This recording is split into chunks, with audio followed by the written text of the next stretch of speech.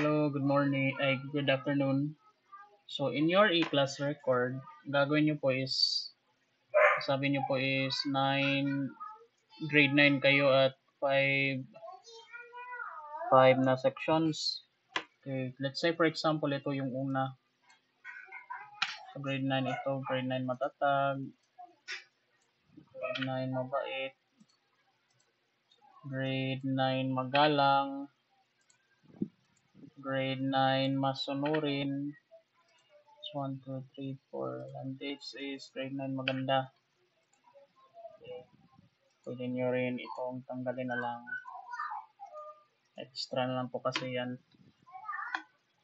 Then in class 1 SF1, pwede nyo ito i-click para upload yung SF1 para hindi na kayo mag-type.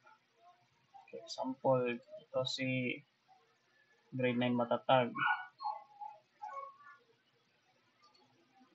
Okay, nandito yung pangalan nila. For class 2, si grade 9 mabait.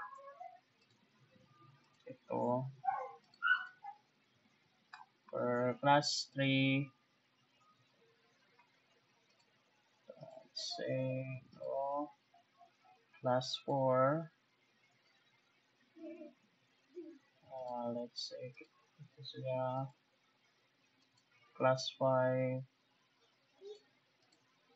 Make sure na SF1 yung pinili nyo.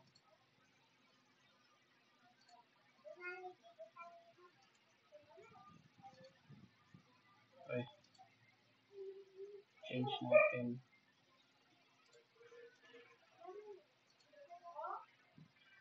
Okay. Okay, nalagyan na ng mga pangalan. Click nyo ng navigation. Then you go to percentage and subjects. Araling panlipunan is 30, 50, 20. So, change niya lang po ito to araling panlipunan.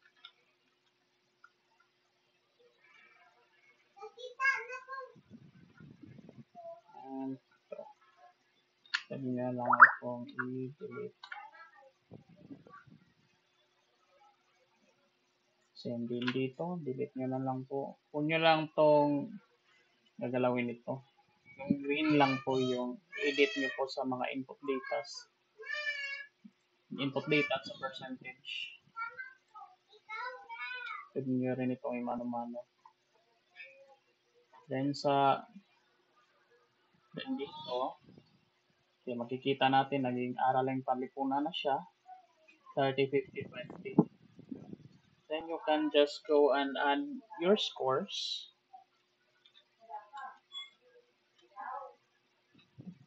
Para lang itong normal lang ito na class record po. Lumabas ang grade. Makita din natin sa summary.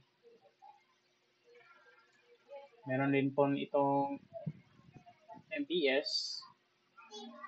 Yun yung percentage niya ni Stephen Calipayan. Okay, tingnan natin si grade 9 mabait. Okay, kita natin na araling panlipunan din dito. 30, 50, and 20. Then we go to check natin si magalang. Araling panlipunan. Pwede nyo rin pong itong i-change. If malaki lang ito, pwede natin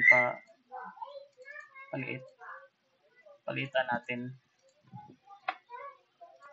Simple lang talaga itong e-class record natin. Para talaga ito sa mga subject teachers.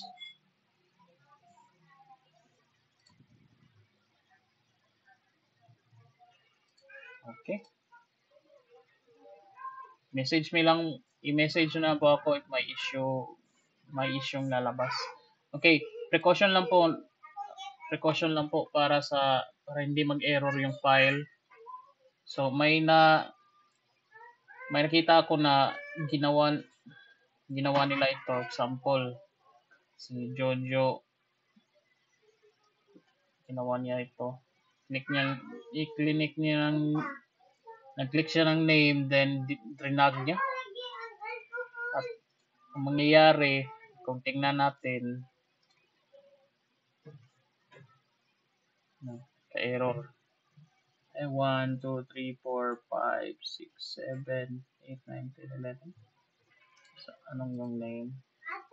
Sa class 1. Class 1.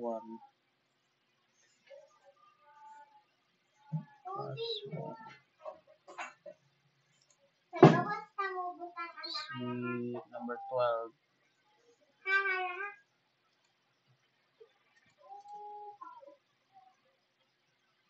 Nawala yung number 12. Nawala yung number 12 dito. So, di ko ma-suggest na gawin nyo ito, na i-drag yung pangalan. Kung nagawa nyo po ito, na hindi na ma-undo,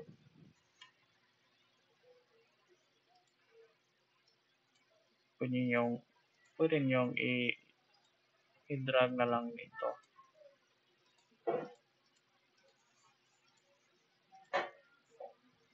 Okay, 1, 2, 3, 4, 5, okay na.